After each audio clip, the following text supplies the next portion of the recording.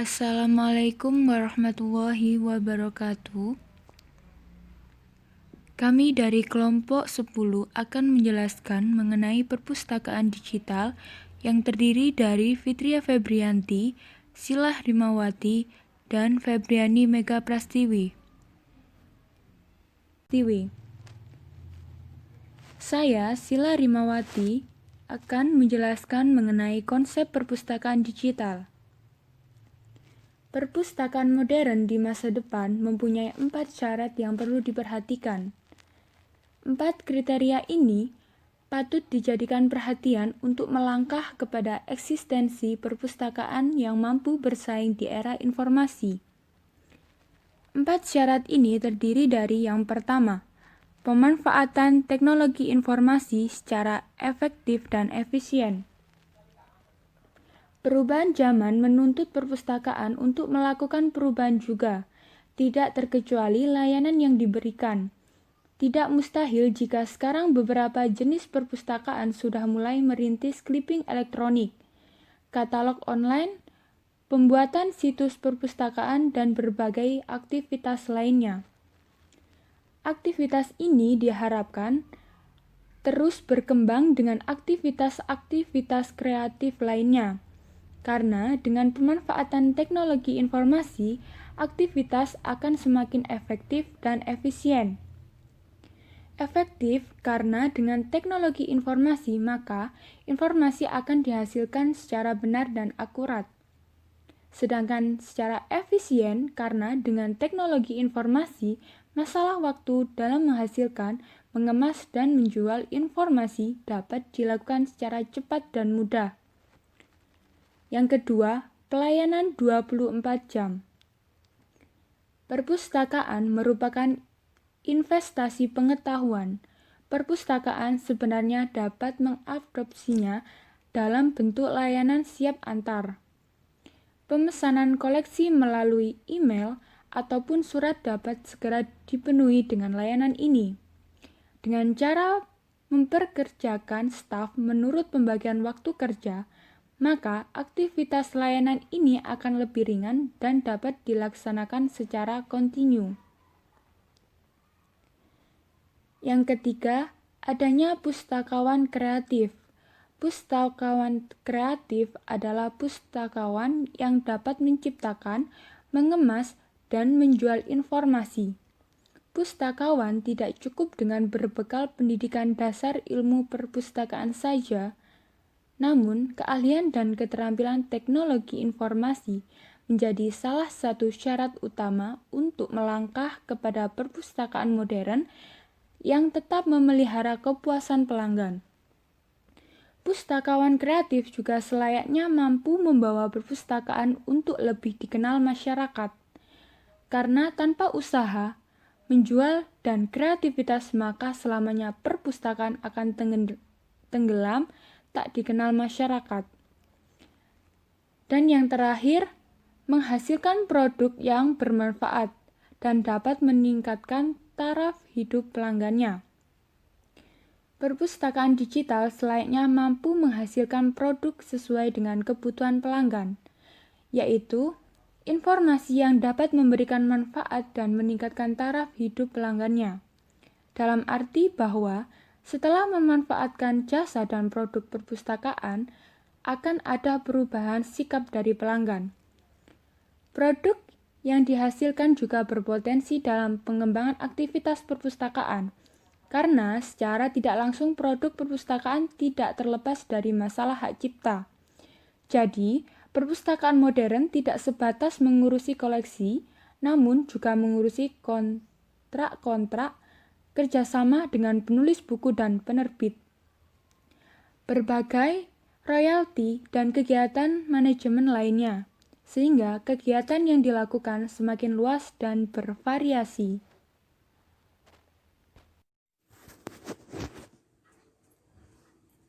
Selanjutnya, saya akan menjelaskan tentang faktor yang memengaruhi pembangunan perpustakaan digital. Banyak faktor yang perlu dipertimbangkan dalam membangun perpustakaan digital. Beberapa hal yang perlu diperhatikan antara lain, yang pertama, analisa kebutuhan. Dalam tahap awal, pertanyaan yang muncul adalah apakah perpustakaan digital memang diperlukan? Untuk menjawab pertanyaan ini tidak dapat dijawab hanya berdasarkan perkiraan semata, tetapi harus diadakan studi untuk menentukan kebutuhan yang disebut dengan analisis kebutuhan. Apabila analisa kebutuhan sudah dilakukan dan jawabannya adalah positif, maka tahap berikutnya adalah menentukan tujuan. Tujuan ini harus didasarkan pada visi dan misi perpustakaan serta lembaga induknya. Masing-masing perpustakaan mempunyai tujuan yang berbeda satu sama lain, tergantung pada kondisi masing-masing perpustakaan. Yang kedua, studi kelayakan. Apabila penentuan kebutuhan dan tujuan sudah dilakukan, maka tahap berikutnya adalah melakukan studi kelayakan. Sukartawi 2003, yang penilaiannya meliputi komponen sebagai berikut. Yang pertama, technically feasible, apakah secara teknis layak. Yang kedua, economically profitable, apakah secara ekonomi menguntungkan. Yang ketiga, socially acceptable, secara sosial dapat diterima. Yang ketiga, memilih software. Pemilihan software hanya diperlukan apabila kita ingin membangun database untuk kepentingan perpustakaan digital sebagai penyedia informasi. Namun, apabila kita hanya ingin membangun perpustakaan digital sebagai konsumen, memanfaatkan perpustakaan digital yang sudah ada, maka pemilihan software tidak menjadi penting. Kriteria pemilihan software untuk database antara lain meliputi access point. Software yang baik adalah software yang memiliki access point yang banyak. Paling tidak data yang kita miliki itu dapat ditelusur melalui judul, pengarang, dan subjek atau kombinasi dari ketiganya. Yang kedua, user friendly. User friendly mempunyai arti bahwa software yang seharusnya dipilih adalah software yang mudah digunakan tanpa memerlukan waktu pelatihan yang lama. Begitu komputer dibuka, para pengguna dapat berinteraksi dengan mudah dan cepat walaupun hanya latihan sebentar. Yang ketiga, sustainability. Membangun perpustakaan digital berarti membangun untuk jangka panjang supaya investasi yang ditanamkan tidak terbuang sia-sia. Maka perlu dipertimbangkan dengan hati-hati tentang keberlanjutan software yang kita beli. Sebaiknya membeli software bukan dari perorangan, melainkan dari lembaga yang profesional. Yang keempat, price. Umumnya kita akan menghadapi dilema dalam mempertimbangkan harga software yang baik. Biasanya harganya relatif mahal, sementara software yang murah atau gratis biasanya kurang dapat memuaskan kebutuhan kita. Pelaksanaan. Dalam tahap ini, khususnya untuk membentukkan database harus mempunyai prioritas. Prioritas ini tergantung pada masing-masing perpustakaan. Penulis menyarankan untuk memulai pembentukan database dari produk-produk lokal, seperti hasil penelitian, hasil pengabdian masyarakat, tesis, disertasi, skripsi, dan jurnal ilmiah yang diterbitkan oleh lembaga-lembaga di sekeliling kita. Yang kelima, evaluasi. Seperti pada program dan kegiatan perpustakaan lainnya, evaluasi untuk pembangunan perpustakaan digital harus selalu dilakukan secara terus-menerus dalam suatu periode tertentu untuk mengetahui apakah tujuan yang telah kita canangkan sudah tercapai dan apakah program tersebut dapat memuaskan pengguna perpustakaan. Kompetensi pustakawan dalam perpustakaan digital. Pustakawan perlu memiliki kemampuan khusus. Pertemuan Dewan Direktur Spesial Libraries Association (SLA) dalam sidang tahunan 1996 membahas laporan tentang kompetensi yang perlu dimiliki pustakawan khusus memasuki abad 21. Ada dua jenis kompetensi yang dimaksud oleh SLA, yaitu kompetensi profesional dan kompetensi personal. Yang dimaksud dengan kompetensi profesional menyangkut pengetahuan yang dimiliki pustakawan khusus dalam bidang sumber daya informasi, akses informasi, teknologi, manajemen, dan riset. serta kemampuan untuk menggunakan bidang pengetahuan sebagai basis dalam memberikan layanan perpustakaan dan informasi. Sedang kompetensi personal adalah keterampilan atau keahlian, sikap dan nilai yang memungkinkan pustakawan bekerja secara efisien, menjadi komunikator yang baik, selalu mempunyai semangat untuk terus belajar sepanjang karirnya, dapat mendemonstrasikan nilai tambah tahu atas karyanya, dan selalu dapat bertahan dalam dunia kerja yang baru. Selanjutnya, kompetensi profesional mensyaratkan pustakawan hendaknya mempunyai pengetahuan atas isi sumber daya informasi, termasuk kemampuan mengevaluasinya secara kritis apabila perlu dilakukan penyaringan, memiliki pengetahuan subjek khusus yang cocok untuk diperlukan oleh organisasi induk atau pengguna jasa, mengembangkan dan mengelola jasa informasi yang nyaman, mudah diakses dan berbiaya murah, cost efektif, sejalan dengan arahan strategis organisasi, menyediakan pedoman dan dukungan untuk pengguna jasa, mengkaji kebutuhan informasi dan nilai tambah jasa informasi dan produk yang memenuhi kebutuhan, menggunakan teknologi informasi yang sesuai untuk mengadakan, mengorganisasikan dan memecarkan informasi, menghasilkan produk informasi khusus untuk digunakan di dalam maupun di luar organisasi atau oleh pengguna perorangan, mengevaluasi hasil pengguna informasi dan melakukan riset yang berhubungan dengan permasalahan manajemen informasi secara terus-menerus, meningkatkan jasa informasi umum, menjawab tantangan dan perkembangan, merupakan anggota dan tim manajemen senior atau konsultan bagi organisasi tentang isu informasi.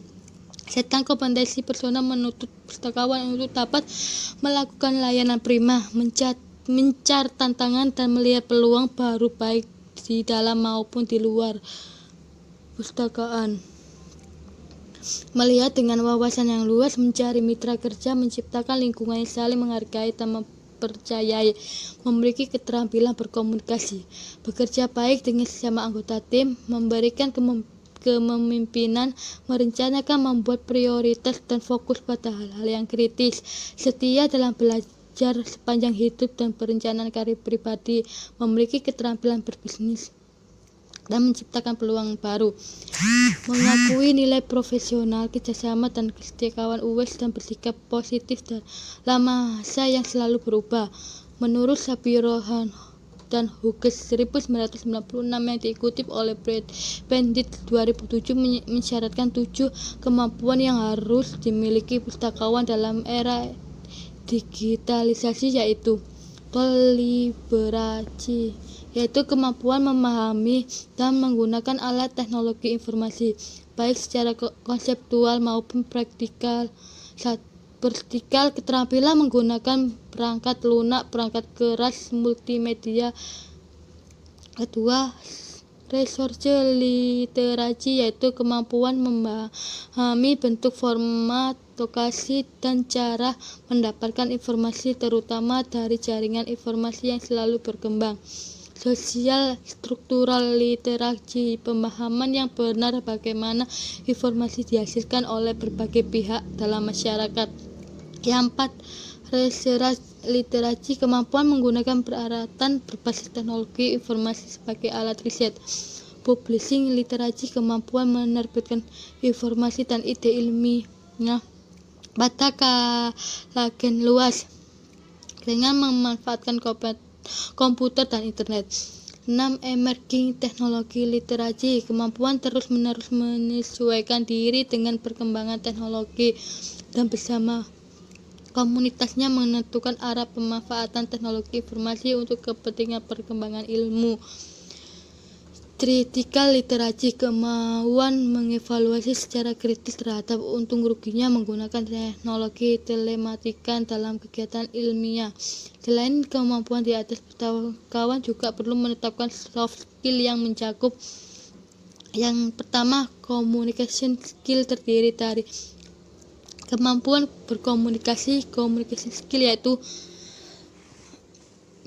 seorang pustakawan harus mampu berkomunikasi secara efektif dan bisa mempengaruhi orang lain maupun memberikan presentasi dengan jelas. Komunikasi tertulis dengan ejaan struktur dan isi yang jelas, berkomunikasi dengan interaksi, dan mampu memberikan pandangan dari beragam perspektif.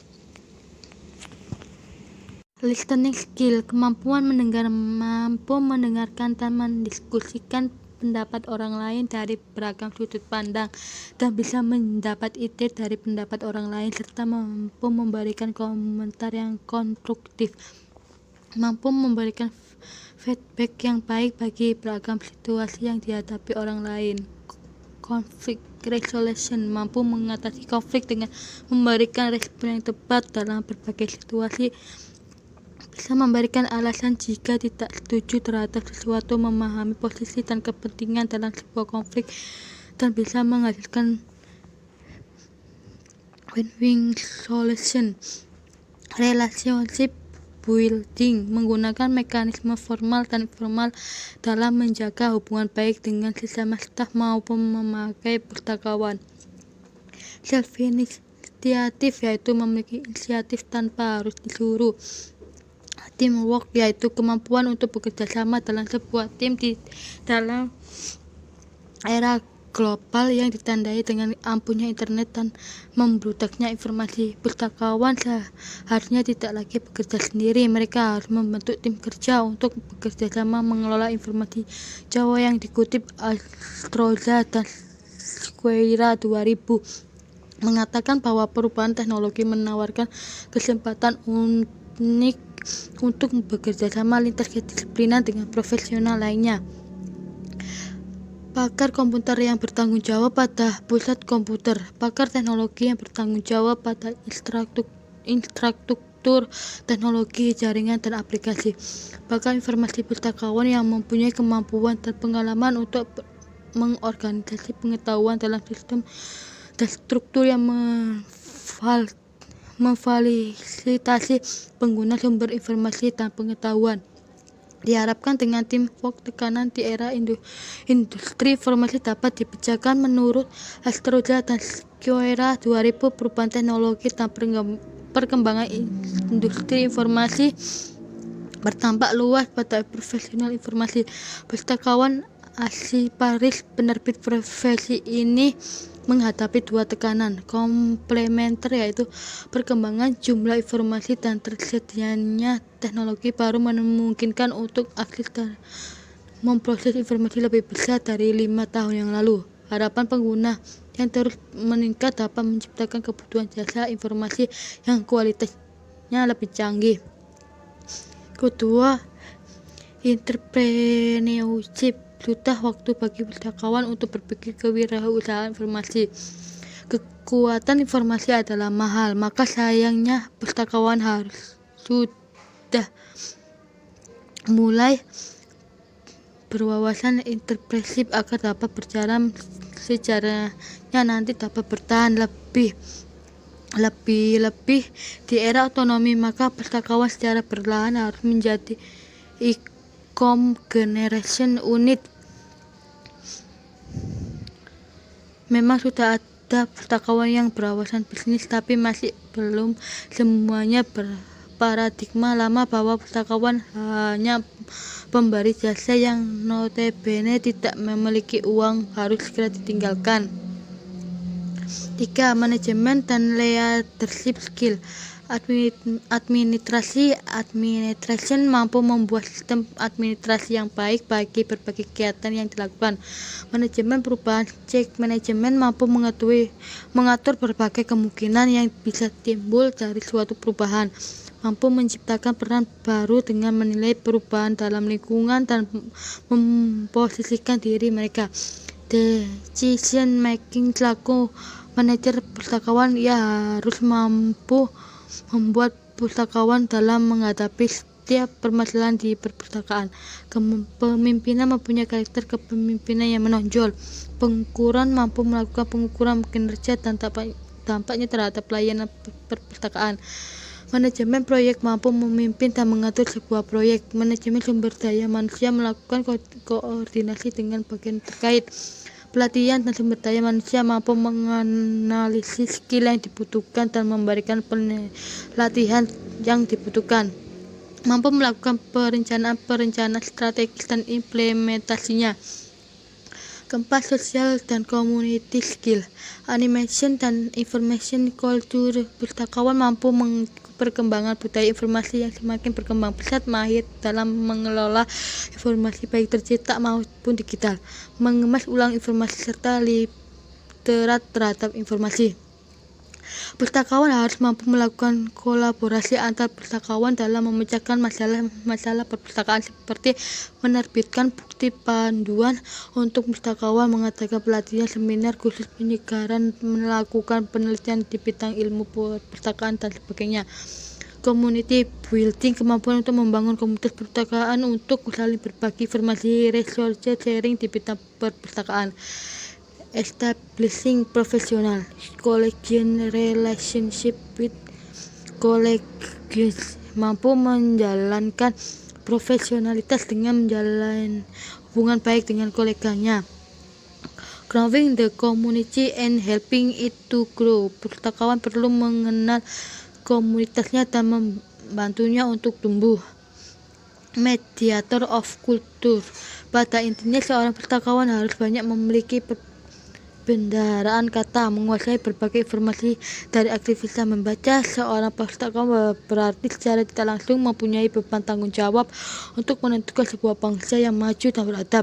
Ini artinya secara garis besar pustakawan harus mengupayakan terciptanya sebuah budaya baca dalam suatu bangsa, karena ketika dalam suatu masyarakat pola budaya baca dapat tercipta kemudian terpelihara dengan baik, maka dapat dipastikan bangsa tersebut akan menjadi bangsa yang dianggap dalam perubahan ke arah yang lebih maju.